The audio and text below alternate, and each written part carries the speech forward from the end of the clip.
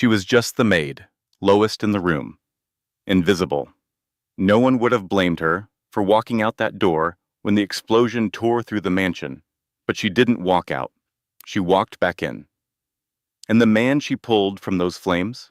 He was hiding a secret that had already destroyed her entire family, a secret buried for 8 years under lies, money, and silence. She came looking for a job. What she found changed everything. This channel is built for everyone who believes that even inside the darkest worlds, mafia empires, dangerous power, family secrets, there is always a story about what love, truth, and human connection can do. No matter how deep the betrayal or how long the silence, the truth always finds its way home, and so does the courage to face it. If this story moved you, I'd love to know. Leave a comment with one word that describes Emily. Like this video, share it with someone who loves a powerful story, and hit subscribe because the next story we have for you is even more intense than this one. The flames ate at the mansion, taking all its secrets with them. But I had seen the look on Emily's face over the past few months. I knew some secrets don't burn. They just wait. I'd never been to a hospital wing like that. It felt more like a five-star hotel. Through a window, I saw the Chicago skyline, so beautiful and so far from the fear we all felt. Mrs. Chen called to tell us we were on paid leave, but I knew Emily wouldn't go home. I heard she was just sitting in the hallway waiting. Even after everything, she was waiting. That cough of hers, I could almost hear it just thinking about it. 3 days. For 3 days, I jumped every time the phone rang, thinking it was the police with more questions. Mrs. Chen told me Mr. Cole was awake and had been asking for Emily. A cold dread settled in my stomach. I saw Marcus come out of the room in my mind's eye, his gaze sharp enough to cut. I could just imagine his impatience, seeing her still there. I knew he'd be running checks, digging into her life. I always thought there was something off about her past. Too perfect, too neat. Like a story someone memorized. She always seemed to be looking for something in that house, and I was terrified he was about to find out what it was. A young woman needing a job. It sounded so simple, but I just knew. It was never that simple with her. Wrong place at the wrong time, that's what they'd all say. But I wondered if maybe, for her, it was the right place. I pictured her changing out of the uniform, trying to become invisible again in her own clothes. But it was too late for that. When Marcus told her not to lie, I felt a shiver of fear for her. You don't lie to a man like Nathan Cole. He doesn't just hear the words, he sees the spaces between them. I imagined her walking into that quiet, dim room with all the machines beeping softly like a countdown. And him, sitting up in that bed, not looking like a victim, but like a king on a different kind of throne, his eyes already dissecting her. He said her name, and I knew he was filing it away, not in gratitude, but in a ledger of debts and mysteries. That was you. I can just hear the finality in his voice, not a question, but a statement. A fact he was adding to an equation he couldn't solve. I remember how she never called him by his first name, always sir. The respect was a shield. But he was taking that away from her, pulling her closer. He would see kindness as a weakness, or worse, a tactic. No one did anything for Nathan Cole for free, not in his world. I held my breath for 3 days, wondering what she would say when he finally asked her that question. Why? And her answer, the one I imagined she gave, was the simple truth that sounded like a lie. I just acted. She probably thought it sounded heroic, but to a man like him, an act without motive is the most suspicious thing in the world. He wouldn't see a hero, he'd see a threat, or a tool. I knew he'd have her whole life laid out like a map. Pittsburgh, her parents, the move to Chicago 8 months ago. All the little facts that made up a life but didn't tell the whole story. I always wondered about Chicago. Why here?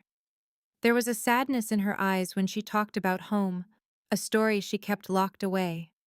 When I heard the police thought the explosion was deliberate, my blood ran cold. He would use that, twist it.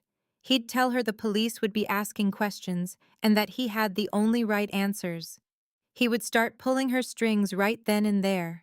You were just a maid in the wrong place at the right time. He would feed her the story himself, a story that protected him, not her, a story that made her simple, predictable. And then he would tell her she was in danger, that by saving him, she had put herself in the line of fire. It was the perfect trap, woven from truth and fear. He would make her feel like a target, and he would be the only one offering a shield. I knew his people were everywhere. The idea that someone was already trying to find her, trying to bribe staff for information, it was terrifyingly real. These were not street thugs. These were professionals. I started looking over my own shoulder. My stomach churned. What could she do? He was offering protection that felt more like a cage, a secure location. It was a prison, no matter how gilded.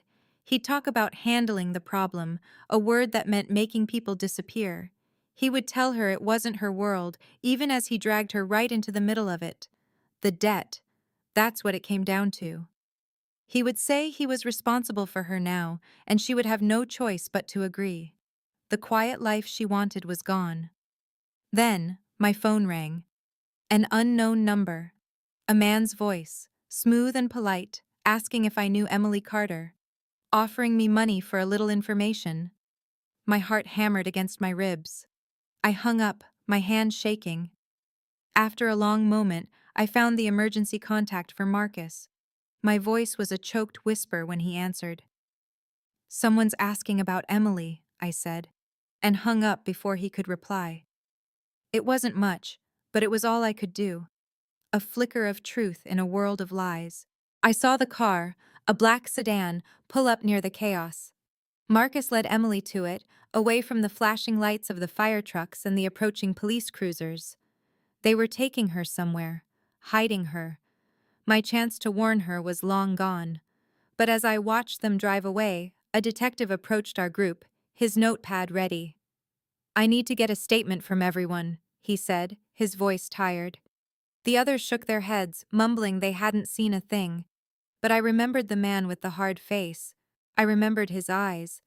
And as the detective looked at me, I took a breath, and for the first time, I didn't look away. "I saw someone," I said, model. "I remember the first time I saw her, the girl from apartment 12B. It was the same day the whispers about Thomas Carter started up again, 8 years after they'd buried his name in lies. She looked like a ghost, swallowed by a winter coat, being led by one of Mr. Cole's men. He handed her a new phone, and the way she held it felt like a sentence. He said something about a previous life, and I had to turn away from my peephole. My own previous life was one of silence, of knowing what they did to her father and doing nothing. 8 years ago, they said he just vanished, drowned in debt. But I knew better. I worked in accounting back then, saw the ledgers that didn't add up.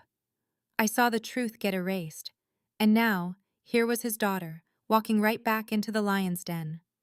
I watched her look out at the snow-covered city, and I wondered if she had any idea she was standing in the very center of the web. She was here for answers, I could feel it, but I worried she'd find the same fate as her dad.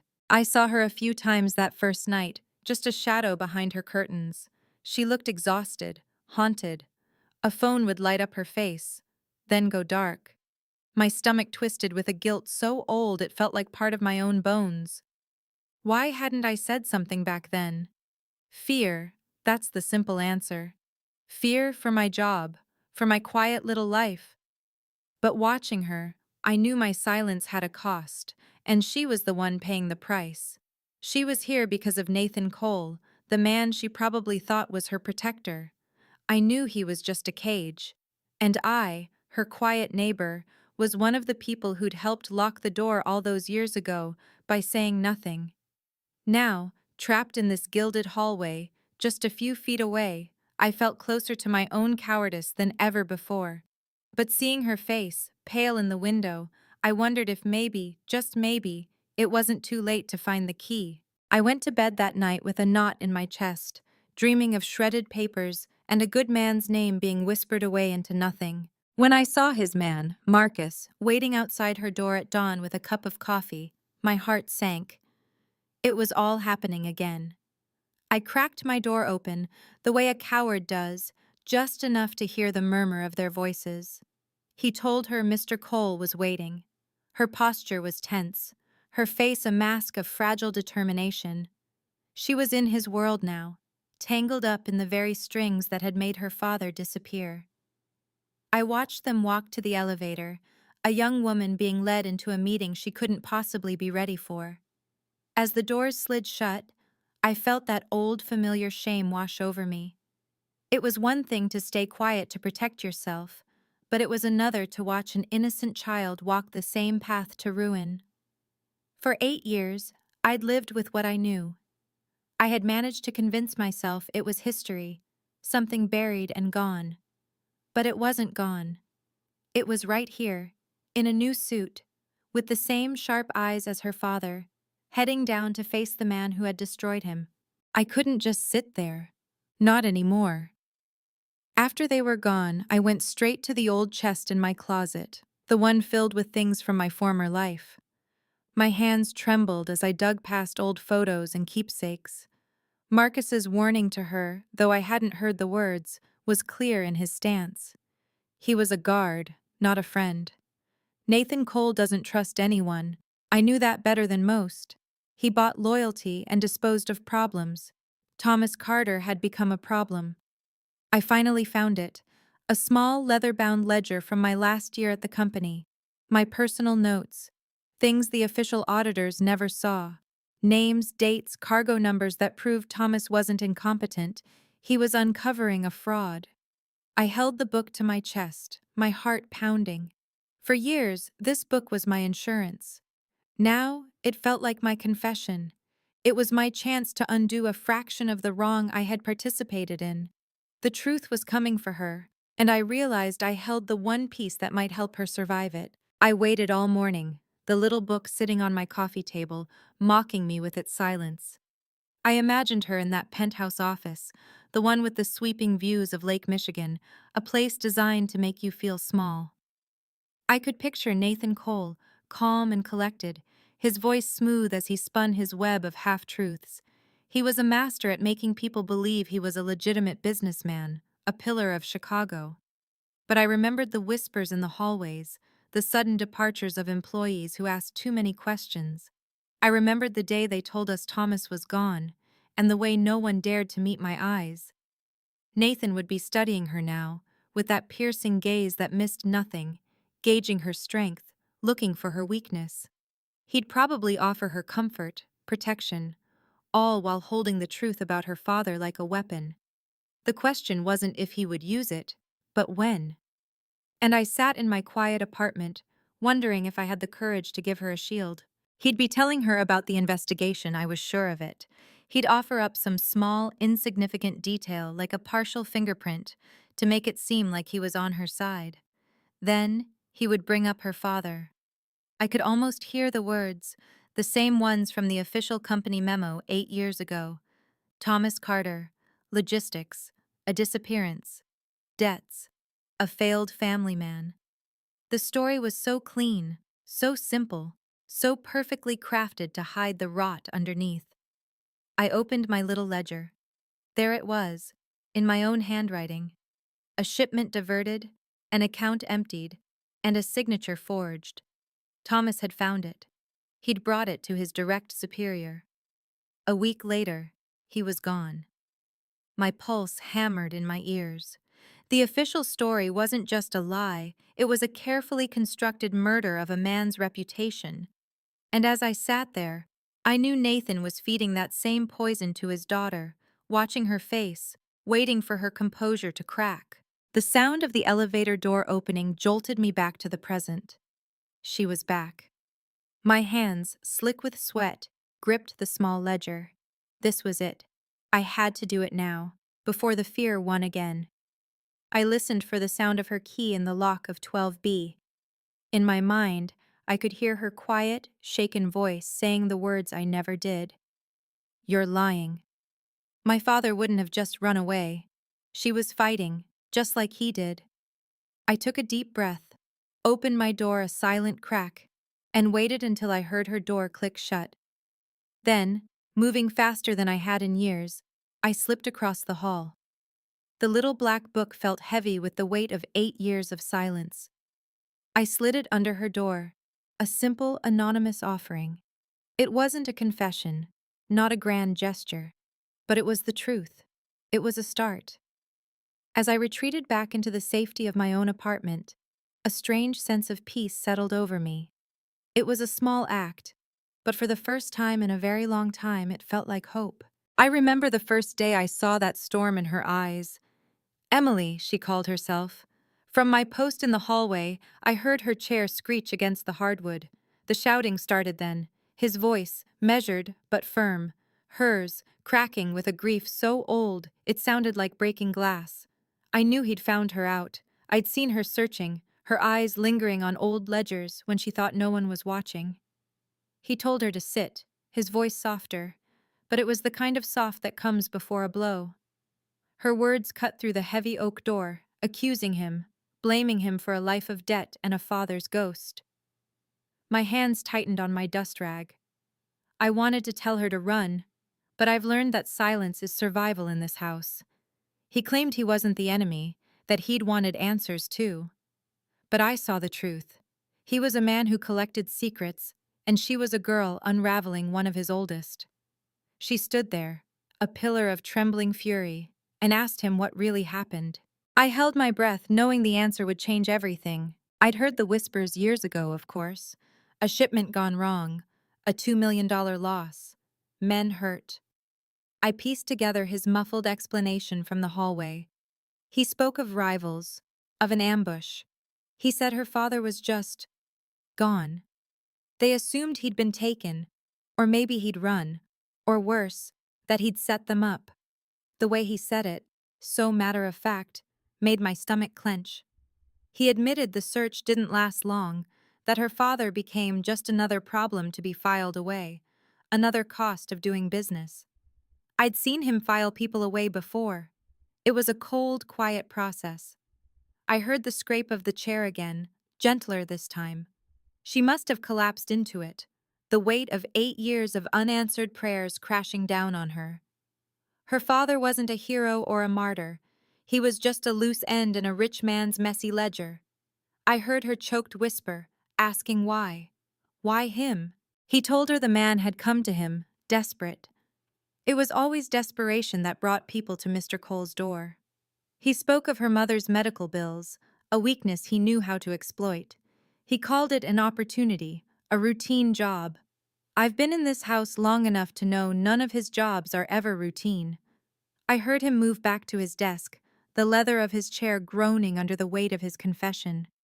He claimed he thought about it, about what he could have done differently. She asked if he expected her to believe he felt guilty. I almost scoffed. Mr. Cole doesn't feel guilt. He carries consequences like trophies. He admitted to carrying it all, her father's disappearance, her mother's pain. The words just hung there in the silence. I wondered if she could see past the performance. Sometimes in the dead of night, I think he even manages to convince himself. And then he asked her for more. I knew he would. The next part I pieced together later, from a file left on his desk. He told her the explosion here was connected to her father's vanishing. I saw the name myself when I was dusting. David Chen. A name I hadn't heard in 8 years. A ghost from the same night her father became one. He'd been on that transport. I remember the panic in the house back then, the hushed, angry calls. He told her this man, David, had a brother who was injured in the attack, crippled for life. David held a grudge, simmering for years in the city's shadows. Now he was coming back to collect. It wasn't just about revenge against Mr. Cole anymore. It was about tying off loose ends. He told her that David Chen was the last person to see her father alive. He was in the truck. If anyone knew the truth, it was him. I could imagine the look on her face, that flicker of hope that's more dangerous than any weapon. After 8 years of running into walls, a door had finally appeared. I heard her ask where he was. He told her they were looking, that the explosion was a mistake that would lead them right to him. He promised her answers. I've heard his promises before. They are cages gilded in gold. He would do it, he said, because she saved his life, because he bore responsibility. But then he hesitated, and I knew the real reason was coming. He said he understood what it was like to be consumed by the past. And in that moment I almost felt sorry for him. Almost. She asked him what had happened to him, a question I'd wanted to ask for years. He brushed it off, of course. He turned the focus back to David Chen, back to her. I saw them later, standing by the window as the first snow began to fall, two ghosts haunted by the same storm. He warned her the truth might not be what she wanted, that her father might not be the man she remembered. Was she prepared? Her reply was so quiet, so firm. She said she'd imagined everything already, that she just needed to know. The memory was already broken. The truth, however ugly, would be something real. He made his bargain then, her trust for his protection, her silence for his vengeance. In the days that followed, the house felt different, charged. I'd see them at the dining table, surrounded by maps and old files, two generals planning a war against the past. He told her things I already knew in pieces. Her father was chosen because he was clean, an unknown face. The route was supposed to be safe, but there was a leak. Someone talked. It was always someone on the inside. He walked her through the ambush, painting a picture of chaos and confusion. He explained how David Chen was right there in the truck when everything went sideways. According to David's old report, her father had panicked and run. By the time help was called, he was gone. No trace. She pointed out the obvious flaw. David could be lying. And Mr. Cole agreed. That's why they had to find him. Then his phone buzzed. I was refilling a vase in the hall and saw the change in his face. A lead. A warehouse. They were moving tonight. She was on her feet in an instant, insisting she go. He refused. It was for her father, she pleaded. I saw him study her, and I knew he'd give in. He set his conditions. Stay in the car, stay out of it. She agreed. I watched her pull on her coat, her face set with a terrifying resolve. As she left it on a chair to get her purse, I knew I couldn't just stand by any longer, not this time. Their strange bond had grown in those weeks, something built from shared secrets and a mutual need. I could hear the worry in his voice when he warned her about the danger. It was almost human. I waited until they were at the door, their voices low as they finalized their plan. While his back was turned, I slipped the small note from my apron pocket into her coat. It was just a name, one I'd overheard in a panicked phone call that night 8 years ago. A name that was never in any report. A man who was with David's brother. It wasn't much, but it was more than silence. It was a small prayer that she, at least, might find her way out of the wreckage of his world. I remember the day the transport went sideways 8 years ago. A good man, Thomas Carter, just vanished. Now, sitting outside this frozen warehouse, the same cold dread crept back in. We'd been waiting for 10 minutes, which felt like 20. I could see the girl, Emily, in the lead car, wound up tight as a spring. She was looking for answers about her dad, and I prayed she wouldn't find them here. Then the first shot cracked the silence. Marcus was on the radio instantly, yelling for status. All we got back was static, then a panicked shout. They weren't alone. More shots echoed. Through the busted windows, I saw flashes of light, shadows dancing. Marcus told her to stay put, but he was already out the door, running. I should have locked her door, done something, but the thought of her father, of our failure back then, paralyzed me. Then her door opened, and she slipped out into the falling snow. The frigid air didn't slow her down. Adrenaline, I guess. She sprinted for the building, keeping low as puffs of her own breath trailed behind her. By the time I caught up, the shooting was over, but the sounds of a fight spilled out. I saw them inside. Nathan and the team had David Chen cornered. Chen's hands were up, but his face was pure defiance. Nathan's knuckles were bleeding, and one of my guys, Jimmy, was on the floor, holding his shoulder. "You ruined my family!" Chen was screaming. "My brother can't walk because of that transport." Nathan's voice was ice. "Your brother got hurt because someone leaked our route. Someone told our rivals our every move. And that someone was you, David.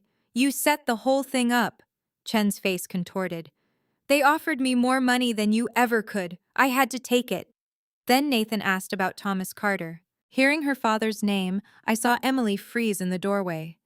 Chen just let out this bitter laugh. Carter got wise, he sneered. He knew the ambush was an inside job. He was going to tell you everything, so I took care of it. Nathan's voice dropped to a whisper. How? Chen's smile was pure evil. I made sure he couldn't talk to anyone, ever again. You want to find him? Check the river. That's where guys like him disappear. The words landed like a fist to my gut. Thomas hadn't run. He'd tried to warn us, and this snake murdered him for it. Emily must have made a sound because every head snapped toward her. Nathan's face filled with alarm. Emily, get back! But Chen was quicker. He dove for a gun on the floor and swung it toward her. Nathan launched himself, tackling Chen before he got a shot off. They crashed to the concrete, fighting for the weapon. Marcus and I jumped in, finally getting things under control. For a second, it was complete chaos. Emily just stood there, completely frozen. 8 years of wondering, all answered in one brutal moment. I watched Nathan stand over a restrained Chen, breathing hard. Get him out of here, he ordered. I want him somewhere he can't disappear. Marcus and I dragged Chen to his feet and hauled him to one of the SUVs. The others followed, leaving Nathan alone with Emily at the entrance. He wasn't mad she'd disobeyed. You weren't supposed to see that, was all he said, his voice soft with concern. Her voice was just a broken whisper. He took my father from me. Nathan moved toward her, then stopped. He just said, I'm so sorry, Emily. So sorry you learned it like this. I heard her ask if it was true, about the river. He promised we'd search, that we'd bring him home. His voice was gentler than I'd ever heard. But yes, he admitted, I think he was telling the truth. Your father found out about the betrayal, and he paid for his honor. I saw the tears freeze on her cheeks. 8 years, and this was the answer. He wasn't a coward. He was a hero. He'd tried to protect everyone, and we had failed to protect him. He was a good man, she whispered. Yes, Nathan said. He was. And I promise you, we will get him justice. They stood there in the snow, two strangers tangled up in a tragedy that started long before they met. She'd come looking for truth, and now she had it. A terrible, beautiful truth that finally gave her ground to stand on after so long. I watched them, feeling the weight of my own silence over the years. Thank you, she finally said to him, for helping me. It's what you deserve, Nathan replied, gesturing toward the SUV. Come on, let's get you warm. As they walked, I realized the slate had been wiped clean, only to be written on again. The truth about her father had set her free, but tied her to Nathan's world forever. She saved his life. He gave her the truth. They were bound now by something more than a job, something deeper than shared trauma. It was an understanding, and in our world, that's the kind of thing that can get you killed. We took Chen to an unmarked building on the edge of the city, the kind of place where rules don't apply. I stood guard inside the interrogation room, while Emily watched from behind one-way glass as Nathan and Marcus went to work. Chen was cuffed to a table, his earlier bravado gone, replaced by the grim look of a cornered animal. You set up the ambush 8 years ago, Nathan began, his voice calm. You took money from the Vulovs to leak our route, which got your own brother crippled. When Thomas Carter found out, you silenced him. Chen just stared at the table. I want a lawyer. Nathan almost smiled. We're past lawyers, David. We're at the part where you start talking, and I decide if you see the sun tomorrow. I stood in the corner, arms crossed, saying nothing. Through the glass I could feel Emily's grief and rage. It was my own, mirrored back at me. The explosion at my mansion, Nathan said. That was you too. Why now, after all this time? Chen's jaw was tight. Because you owe a debt. My brother is broken because of your business, he spat, and you just moved on like he was nothing. So you tried to kill me and make it look like a rival hit, Nathan finished. I wanted you to feel what we felt, Chen said, finally looking up, his eyes full of hate. But that maid ruined it. If she hadn't pulled you from the fire, you'd be ash right now. My hands balled into fists. He called her the maid. The daughter of the man he'd murdered was nothing more than an obstacle to him. The disrespect was suffocating. Who was your accomplice? Nathan's voice turned to steel. That bomb was professional grade. You didn't build it. I worked alone, Chen insisted. Wrong answer, Nathan said, nodding to me. I took a step forward. We pulled the comms from your phone, David. We know you had help. Someone on the inside gave you access to the mansion during the party, Nathan pressed. Someone told you where to go. I saw the blood drain from Chen's face. I don't know anything about that. Nathan slid a tablet across the table. These are your messages, sent to a burner. Planning, layouts, timing. You had help from someone close to me. Who was it? The room went quiet. I could feel Emily leaning against the glass, waiting. An inside man. One of us. The ultimate betrayal. If I talk, Chen said, trying to find some leverage, I want protection. A new life, far away from here. You're in no position to bargain, Nathan told him. Then I'm not talking, Chen said, leaning back.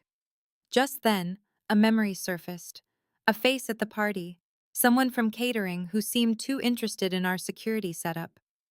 I stepped forward and whispered the name to Marcus. It was time my silence ended. I remember the cold dread that washed over me when Mrs. Chen insisted Emily take that coffee service up to the study. It was the way her eyes, usually so warm, turned hard as chips of ice for just a second.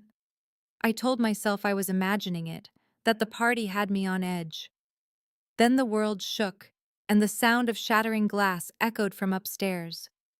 I stood there, frozen in the chaos, thinking only of that look. That was the moment the guilt began to grow, a tiny poisonous seed planted in the silence I chose to keep. I saw Mr. Nathan later, his face a mask of fury, and I knew my silence was a mistake. In the days that followed, I watched from the shadows, polishing silver that didn't need it, just to be near the quiet hum of their investigation. Mr. Nathan and Emily were a world unto themselves. I saw the way he started to look at her, not as staff, but as an anchor in the storm that had become his life. I saw her strength, a quiet resilience that shamed my own fear. Trust is a complicated thing, he'd said once within my earshot. The words twisted in my gut. I had seen something wrong, felt it in my bones, and said nothing. I had broken a trust I didn't even know I held. The whispers started soon after, about Mr. Kane and a withdrawal of $500,000. They said he'd made trips to Pittsburgh, and my blood ran cold. I'd overheard Mrs. Chen on the phone once, weeks ago, her voice hushed, mentioning a nephew in Pittsburgh. A sick feeling churned inside me. For 8 years, she'd been a fixture in this house, a woman I admired. Now, I saw it all as a long, patient lie. She smiled at us, took his money, and all the while, she was part of the poison that was meant to bring him down. The connection was there, a dark thread I was too scared to pull. I was dusting the hall when I heard Emily's voice from the observation room, steady and clear. Mrs. Chen, she insisted it couldn't wait. The air left my lungs. The memory flooded back. Mrs. Chen's hand gripping Emily's arm, the almost frantic energy behind her words. It wasn't just a request. It was a calculated move. Then I heard Marcus say it, that she was David's cousin. A distant connection, they'd thought. But family is never distant when it comes to revenge. My silence was no longer just cowardice. It felt like I had helped load the weapon. They needed a witness. Mr. Nathan's voice was grim, and the terrible truth of it settled over me. She had used Emily, used her innocence as a tool. Mrs. Chen, the woman who taught me how to properly set a table, had been willing to sacrifice one of her own girls to make their wicked story believable. The realization hit me harder than the blast itself. All her kindness, her gentle guidance, it was all part of the act. She hadn't just betrayed Mr. Nathan, she had betrayed all of us who trusted her. And I had let it happen.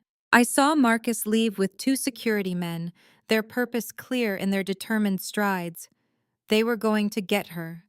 And Mr. Kane. The entire mansion seemed to be holding its breath, waiting for the other shoe to drop. I hid in the pantry, my hands shaking. What if I had said something? What if I had just mentioned that her behavior was odd that night? Would they have listened? Or would she have turned on me too? The what-ifs were a special kind of torture, and I knew I couldn't live with them anymore. The conspiracy was vast, but my inaction felt just as big. Through the window of the observation room, I saw them talking. Not about the case, it seemed.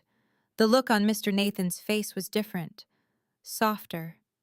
He told her she saved him because she saw him as a person. In the midst of all that betrayal, something honest was blooming between them. Her courage to run toward the danger, to demand the truth, to stand by his side, it was a beacon. It made my own fear feel so small, so petty. Her strength gave me a sliver of my own. I knew what I had to do. I remember the first time I saw it. The little crack in the foundation. Richard Kane, talking too quietly with a man I later knew to be David's nephew. I said nothing. Now, watching Emily from the observation deck, I feel the weight of that silence. She shouldn't have to be here listening to this. I can handle difficult, she said, her voice tinny over the speaker, and I believed her. That's what made it worse. I stood by while Mrs. Chen confessed, her words weaving a net that pulled Emily deeper into our world.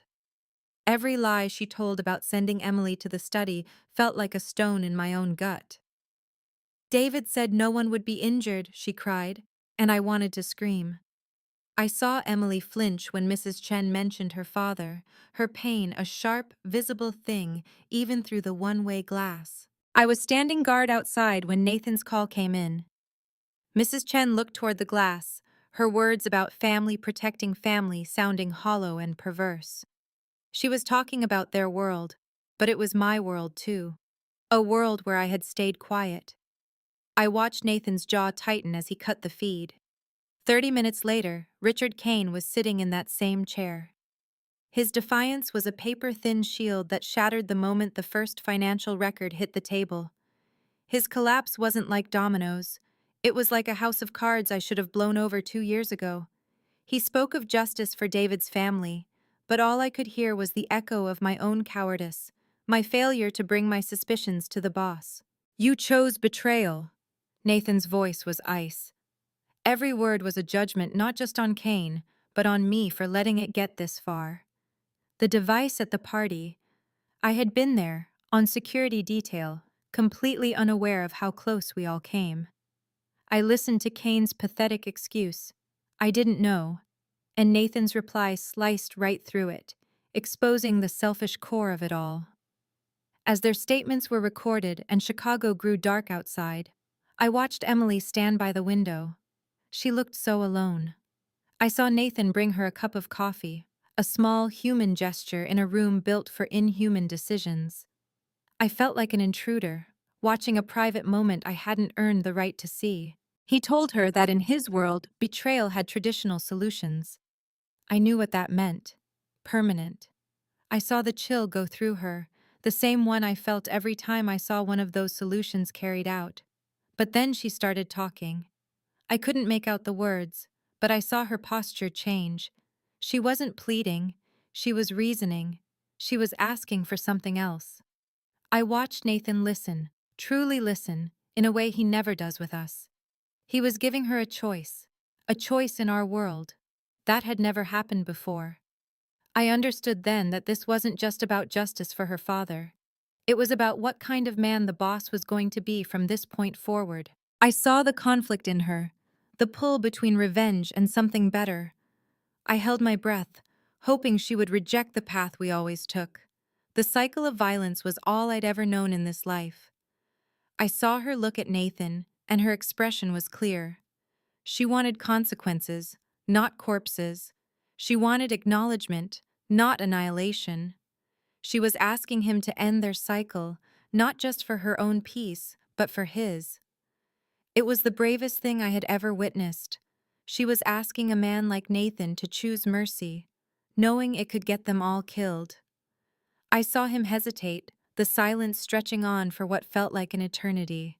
I could practically hear the gears turning in his head. Weakness or strength? Opportunity or a new kind of power? She spoke again, her voice low but firm, and I saw his shoulders relax just a fraction. She wasn't just some girl he was protecting, she was changing him, right in front of my eyes. He had given her answers, and now she was giving him a new question. Who do you want to be? He turned to the window, and for a second, I thought he was going to refuse, to stick to the old ways. Then he gave a slow, deliberate nod. In that moment, the entire foundation of our world shifted. He said, "We'll do it your way." And I knew nothing would ever be the same. When Marcus came in, you could feel the tension. Cops, prosecutors, public attention. It was a strategic nightmare. But Marcus was professional, laying out the plan to hand them over without exposing the whole operation. I felt a strange sense of relief when Nathan ordered Emily's father's case to be included, to make David's confession official. It was the right thing to do, a clean action in a lifetime of messy ones. I watched as Nathan accepted the risks, the scrutiny that would come down on all of us. He was going to clean house. He looked at her, and I knew he wasn't just talking about the business. He was talking about himself. I saw the tears in Emily's eyes when she realized her father's story would finally be told. Not in the shadows, but in the light. It was a victory that had nothing to do with bullets or money. I heard Marcus press Nathan about the trial, about the personal risk. Nathan's answer, a quiet acceptance that it was necessary, sealed it. This was real. After Marcus left, I watched them through the glass, a strange calm settling over the scene. She spoke of her father's courage, of choosing mercy, and I knew she was right. He would have been proud. She was stronger than all of us. I couldn't hear their final words, but I saw the way he almost reached for her. He was offering her an escape, a way back to her old life. Planning her freedom, he called it. But I saw her face when she turned to him. She wasn't looking for an exit. She was choosing to stay. In that moment, I remembered a server log from 2 years ago, a detail about Kane's remote access that I'd buried, thinking it was nothing. It was something. I pulled the file, copied it to a secure drive, and walked over to Marcus as he was leaving. "A little more insurance for the official record," I said, my voice finally steady. It was a small thing, but it was my answer to years of silence. My heart pounded as I knocked on the door to the security office where Marcus was working. He looked up, annoyed, but I pushed forward. "Sir," I said, my voice trembling, "I know something. About Mrs. Chen." He motioned for me to go on. That night, right after Emily left with the tray, I saw her slip a second phone, a cheap one, out of her apron and turn it off. She hid it. She looked terrified. It was a small detail, a little piece of the truth I had hoarded out of fear. But as I said it, I felt the weight in my chest lighten, replaced by a fragile, tentative hope. I remember that first day, seeing the look in her eye. Fearless. It reminded me of how afraid I'd been for years. I saw Nathan Cole smile for real that day, not the corporate mask he always wore. It was a warmth that changed the room. And when he asked her to stay, I knew the foundation of our world was cracking. He wanted someone to push back, to choose right over easy. And I just stood there, a ghost in the background, knowing I'd always chosen the easier path. As the sirens wailed outside, sealing the fate of 3 conspirators, I felt a deep, sickening shame for my own silence, my own complicity in the shadows they thrived in. In that room, watching them stand together, a new chapter was beginning, and I was just a footnote in the old one. She'd come looking for truth about her past, and found a future instead. A complicated, messy future I never would have been brave enough to choose. I watched Nathan go to the authorities, and I saw her prepare to give her statement. her posture straight and certain. Her father tried to do the right thing, and now she was doing the same. She wasn't running. She was building something new. For 8 years, I had known who I was. A coward. Now, watching her, I wasn't so sure I wanted to be that person anymore. She was right to stay.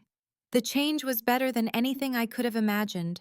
Spring came, washing away the city's grime, and 6 months after the explosion, our world was almost unrecognizable.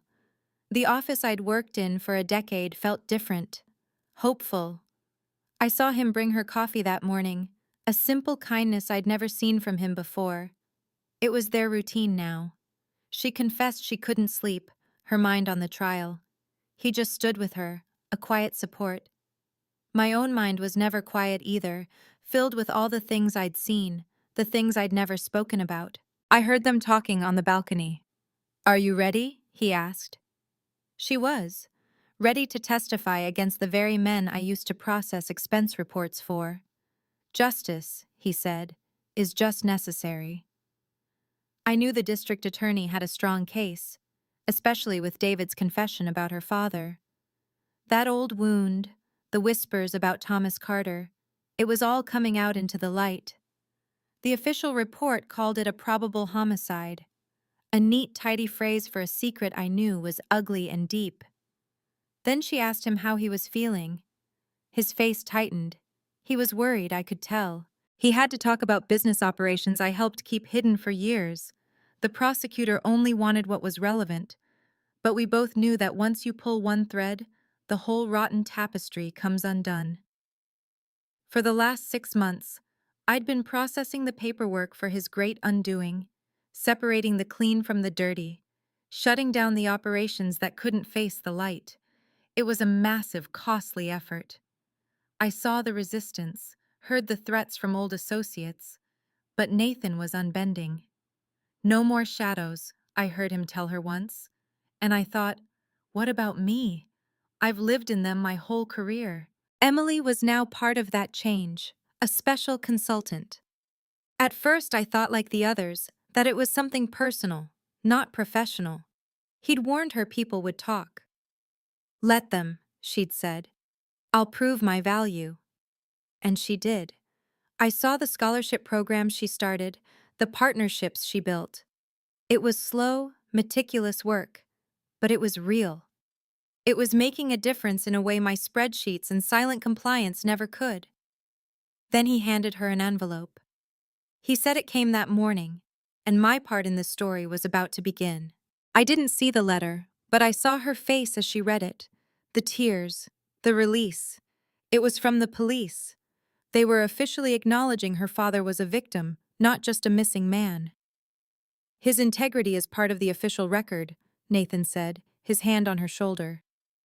That night, I went back to my own records, to a locked file I'd kept as insurance for years.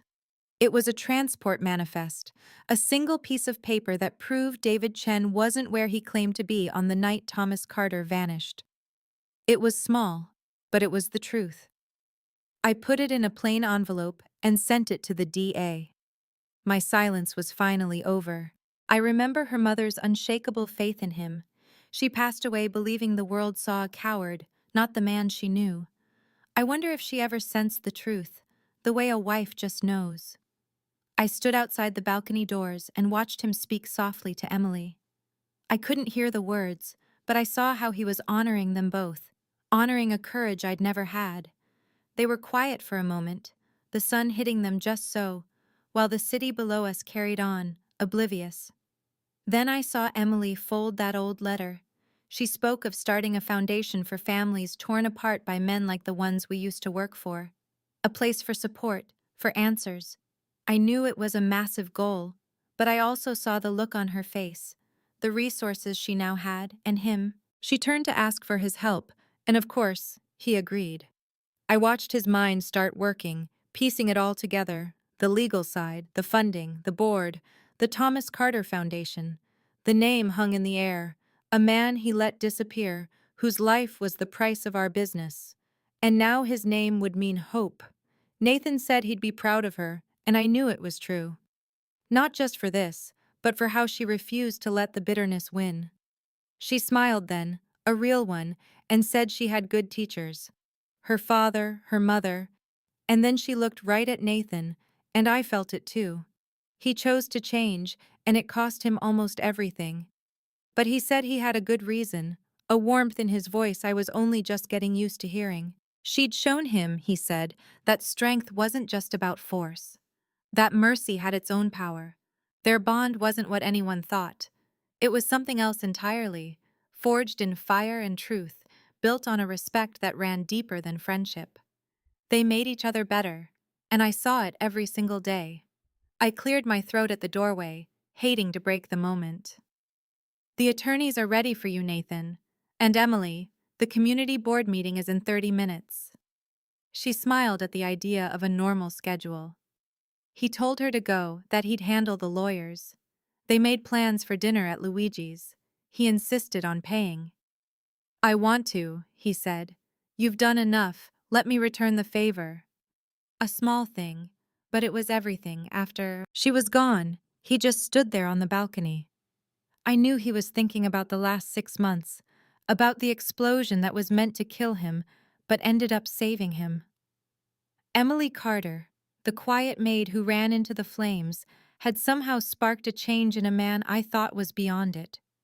The trial was coming, and I was terrified for him. All of it would come out, everything we did, all the things I stood by and watched. But for the first time, he wasn't planning to fight it with threats or violence. He was going to use the truth. It was terrifying. It was freeing. It was real. A week later, it all began. I sat in the back of the courtroom as the prosecution laid out the case against the Chens and Kane. They made that night sound so sterile, all facts and evidence. When Emily took the stand, her voice never wavered.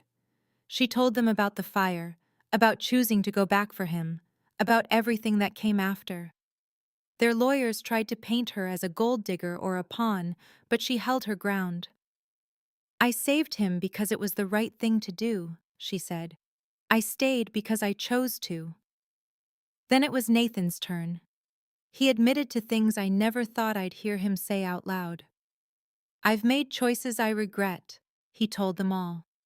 He wasn't hiding anymore. 3 weeks later, they were all found guilty. David Chen got 25 years, partly for what happened to Thomas Carter. Mrs. Chen got 12. Kane got 8 for cooperating. I watched Emily as the sentences were read. There was no victory in her eyes, just a profound sorrow for all the wasted lives, her father's most of all. But a chapter was closing. The foundation launched on a warm Chicago summer day. City officials and families who knew her pain were all there. I stood in the back, listening to her speak. My father disappeared 8 years ago, she began. The world said he left. He was taken because he tried to do the right thing. This foundation is for the families who are told to stop looking, who have to fight for the truth alone. As people clapped, I saw Nathan watching her, and on his face was a look of unmistakable pride. I nodded to myself.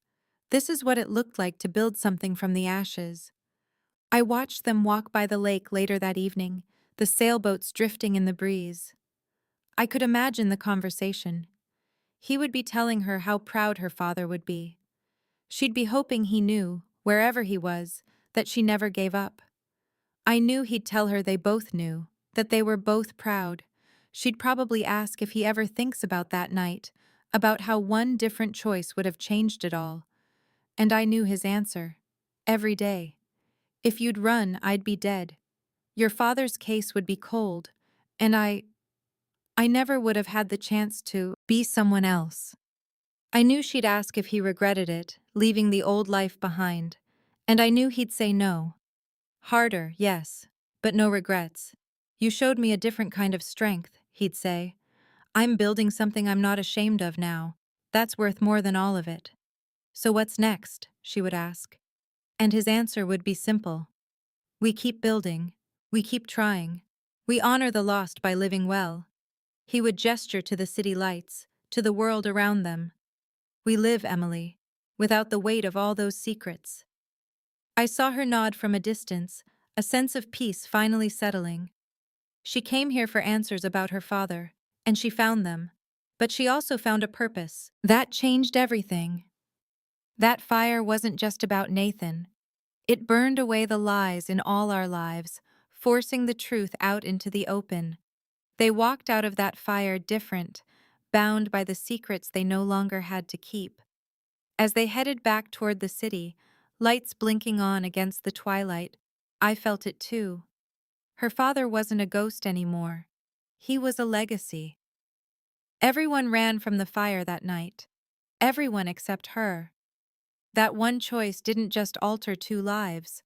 It sent ripples through all of ours, setting us on paths we never knew existed. It wasn't the ending I ever expected to witness. It was better. It was real. It was theirs. And as I stepped out of the shadows, I decided it was time to make it partly mine, too. I walked up and handed Nathan a thin folder. "For the foundation," I said, my voice barely a whisper, "a place to start." And that was enough. This content was carefully researched, developed, and manually edited by our team to deliver meaningful stories with valuable life lessons. Every narrative is crafted to entertain, inspire, and empower our audience. We believe that great stories can change lives, and we are committed to bringing you content that matters. Thank you for being part of our community.